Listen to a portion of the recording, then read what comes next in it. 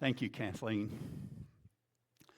I appreciate the opportunity to be here with you today and share my thoughts and the message that Spirit has given me.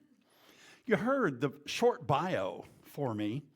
Here's a few things you never say in the bio.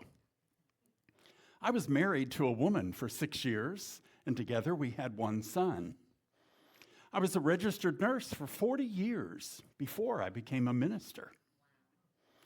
My husband and I have been together for 42 years. Between us, we have 2 boys, 1 girl, and 7 grandchildren. 6 grandsons and 1 spoiled granddaughter. Can you imagine? We've lived in a 100-year-old home. We've lived in a newer home on 3/4 of an acre that backed up to a nature preserve. We've lived in a high-rise condo, and we currently live in a patio home. Now, I tell you all this just to give you a little glimpse to the fact that I have been through a lot of change in my life. You see, many people think that there's one plan for life, and it never changes. Yes, it's not the truth. Spirit is always creating, is always having something new, and so life always changes. That's why the Buddhists say, don't get attached, because it's going to change. People often resist change. Now, I know we're in horse country. We all live in Kentucky. So I found this funny story about change and how people accept change. This was from the records of the Patent Office. And in the early 1900s, somebody applied for a patent because this was the time when automobiles were just being introduced. People had been riding horses and been using horses and buggies. But when the automobiles came, they were loud, they were noisy, and they scared the horses. They interrupted the flow of traffic. So one person got the bright idea and applied for a patent that all automobiles would have a fake horse head on the front of them. The thought was, when they're going with the flow of traffic, a horse will see this fake horse head and think, oh, that's just another horse. Now, how dumb did they think horses were? They couldn't tell that's a fake. So I've never seen pictures of that, and I guess it really didn't take off. Change we can resist, or we can use for us. My talk today is the wisdom of change. Now, I know Ahava Center for Spiritual Living has been through change through the years. I also know that your core council is working right now to prepare your packet to attract your new minister so that you have leadership here to help the core council. They're good leadership too. So my prayer is this talk will help to give you some ideas about what you can do personally to be part of the energy to move things forward for the spiritual community. There's a Chinese proverb that I particularly like. It says, when the winds of change blow, some people build walls, others build windmills. So think about, how do you embrace or not embrace change when it comes to your life? Take a moment to think about that. You can be honest. I'm not going to ask for a show of hands or have anybody stand up and tell their answer. There's another quote that many people attribute to Mark Twain that says, the only person that likes change is a wet baby. Then something that I've heard a lot, but I found out now, was from the Greek philosopher Heraclitus. The only constant in life is change. So let's take a breath together and think about our reaction to that Chinese proverb. When the winds of change blow, some people build walls, others build windmills. Do you fight change in your life? Do you build walls to keep that change out, to keep it away from you? Or do you build a windmill to use that energy to propel you forward on your journey of life? The choice is up to you, and we are always at choice. So my first point for today is that building walls equals resistance. In New Thought, we say, what we resist persist. This means that if we want to move forward in life, we're going to do that easily if we are keeping an open mind, much more than if we build walls of resistance. So what does this mean, walls of resistance? I've said that several times. A wall of resistance could look like fear. The thought that no good could come from this change. Charles Fillmore, co-founder of Unity, writes, "Fear is one of the most subtle and destructive errors that the mind can experience." Fear is a paralyzer of mental action. It weakens both mind and body. Wow. Do you want to have a weak mind and body? I don't. Can you see how building this wall from fear is going to keep you from embracing change? Ernest Holmes said, "Fear is the antithesis of faith. It is the negation of confidence. It must be removed consciously and subjectively." Now, another wall of resistance could look like limited beliefs. The thought that there's only so much good to go around. And so if somebody over here is having all this good in their life, then there's not going to be much left for me. A little story I'll share with you. A minister friend of mine in Colorado told me about when he was talking with his center and trying to encourage people to invite more in and grow the center. There was one lady that sat right in the front every Sunday, and she said, "Reverend Norm, I don't want our center to change. I love it the way we are. We have such connection and such love and support for one another. If we grow, we're going to mess that all up." And he looked at her and he said, "How did you find out about this center?" "Oh," she said, "my friend Joan here, we come every Sunday. She's the one that invited me." He said, "Well, why wouldn't you want other people to experience this same love and connection that you like so much here?" It made the woman think. Can you see how her limited belief that there's only so much love and connection that can happen was building a wall of resistance in her? Another wall of resistance could be the wall of doubt. Doubt comes when we don't trust Spirit. The global theme this month for CSL is doubt. It's divine doubt. Now, divine doubt doesn't mean that the divine doubts that we are good or capable.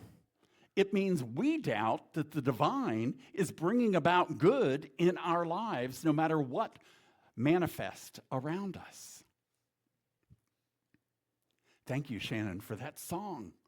You see, doubt can be good in that it can cause us to question, what is my real belief here? What can I really do? But when we live in a negative aspect of doubt, then we limit ourselves.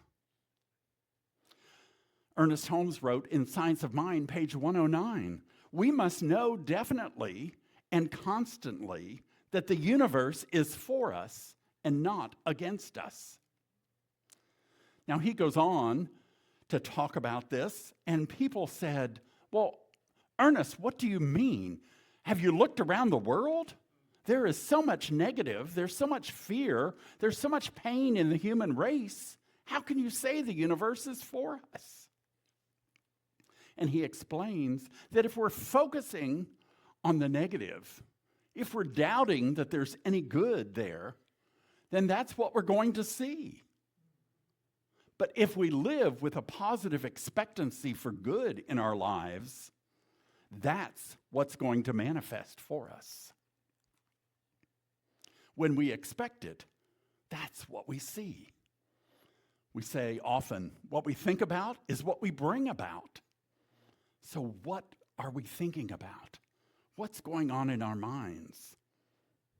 In Science of Mind, we believe that there is only one power, one presence, God, the good. There's not two powers, God and a devil, that many of us were raised to believe, two powers fighting against one another. We know that there's only one power, and that is God. And God is always creating and creating good for us. Eckhart Tolle wrote, "The intensity of the pain depends on the degree of resistance to the present moment." Are you resisting the present moment? Do you resist change in your life? Do you doubt any good can come from that? That's questions that only you can answer for yourself. My second point for today is that building windmills harnesses the energy of change. If you harness that energy of change, you can be propelled forward in your life's journey. Building a windmill might look like being open to new ideas, to new possibilities that come to mind, to creative thoughts that energize your conversations and expand your vision of what's possible in life. Building a windmill might look like faith and trust in spirit, to reveal the perfect next steps. There can be new hope for the future when we're building a windmill to propel us forward. Neil Donald Walsh, author, says, "All change is for the better." Whew, can you take that in? All change is for the better. He goes on to say, there is no such thing as change for the worse. Change is a process of life itself, and that process can be called by the name evolution. Have you heard that term before? I believe it's in your vision, that you are evolving, transforming and evolving. And he says, evolution moves in only one direction, forward and toward improvement. Therefore, he says, when change visits your life, you can be sure that things are turning for the better. It may not look that way when change first arrives, but if you wait, have faith, the process will reveal itself, and you will see this is true. Remember our affirmation for today? Something good is happening to me right now. Say that with me. Something good is happening to me right now. Do you believe that's true? Now, I have watched a few of your videos to kind of see the flow of your service, and I know that some weeks you were using that as part of your benediction. So it shouldn't be new to anyone. Something good is happening to me right now. We can believe that, we can take it in and harness that power of the windmill to move us forward in positive expectancy. There's a book that Ernest Holmes wrote called Questions and Answers on Science of Mind. And people would ask him different questions that come to mind, and then he gives his answer to it. So one of the questions was, what's the divine plan for my life? Have you ever asked that question? I bet some of you have. And Ernest answers. He says, the aim of evolution, there's that term again. Think God's trying to teach us something? The aim of evolution is to produce individuals who are conscious of themselves, conscious of experience, and increasingly conscious of their unity with the whole. Theoretically speaking, he says, this would result in an unlimited number of beings, each approximating the infinite, all living in unity with it and in conscious oneness without division. So the divine plan for everyone is to live in the consciousness that we are all one.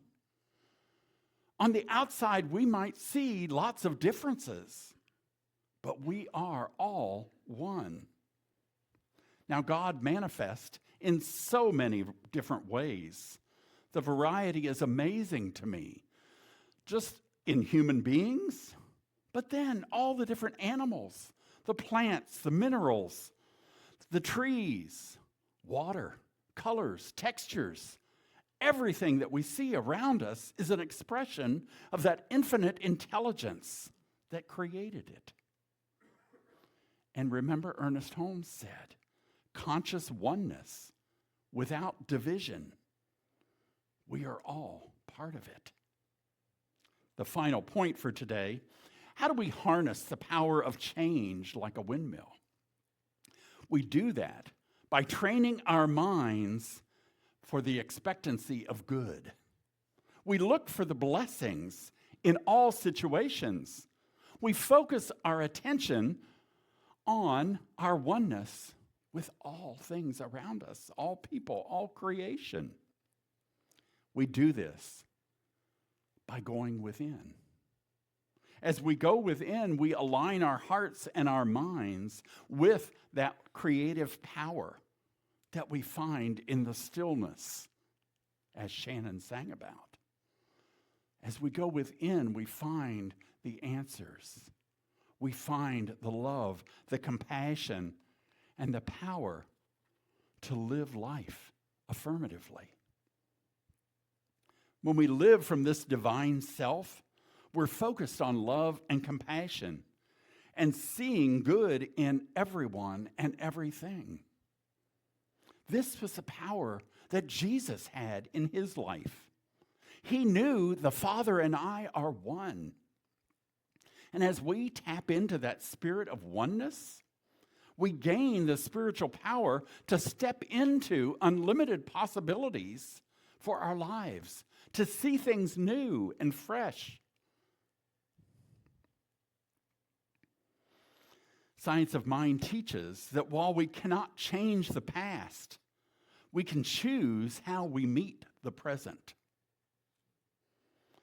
There's an author that I like, Young Pueblo, and he says when chaos is all around you, the wisest choice is to create peace within. I think that's good advice for the times we're living in now. When chaos is all around you, the wisest choice is to create peace within. How do you want to meet the present moment?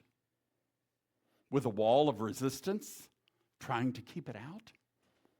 Or as a windmill, harnessing that power to embrace new and propel you forward in your life?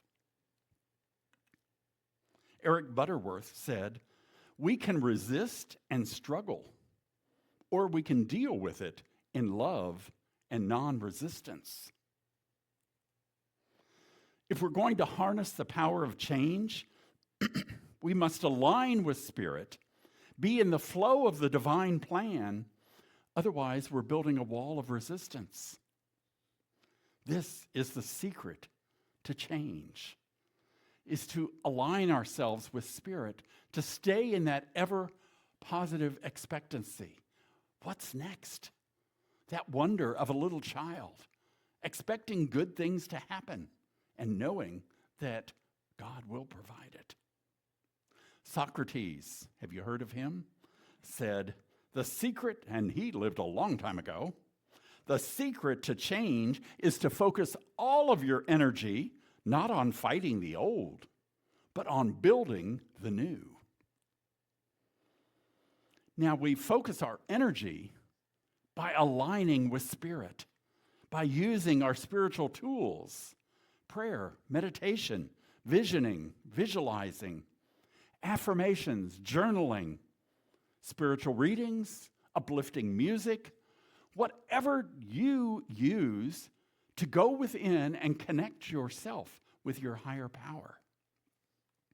To me, this is what Ernest Holmes was talking about when he said, there is a power for good in the universe, and you can use it. Yes.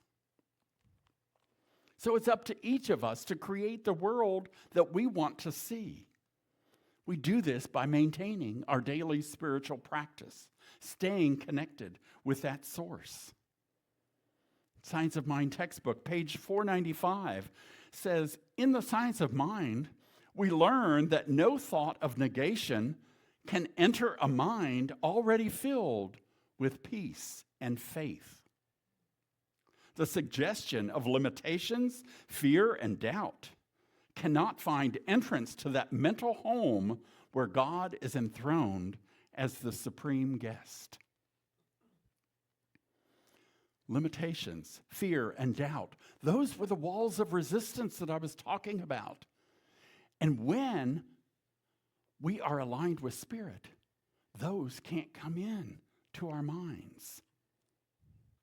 That's the wisdom of change. So I invite you this week to take time to go within, connect with the divine within you, and allow yourself to bask in the unconditional love of Spirit, to feel your oneness with the power of God. Be open to unlimited good that the winds of change are blowing in your life. Keep your mind filled with peace and faith. Let's take a breath together as we go into prayer. I know there is one power, one presence. It is moving in, through, and as each one of us. Spirit is everywhere, and we open ourselves to that wisdom, that love that is the God source. This presence abides in everyone and everything, and as we focus on that, I feel and see the light of divine wisdom opening new doors of opportunity for Ahava Center for Spiritual Living. I see this spiritual community coming together in love, nurturing one another, encouraging one another, and moving forward to create their path for the future. Like windmills, I see that they are harnessing the power of new possibilities, fresh conversations, and are guided each step of the way by the divine. So it's with great gratitude for this divine unfoldment that I release my word into the law of the universe that always and only says yes, yes. I see it, I claim it, I release it, and I let it go, and so it is. Amen. Bless you.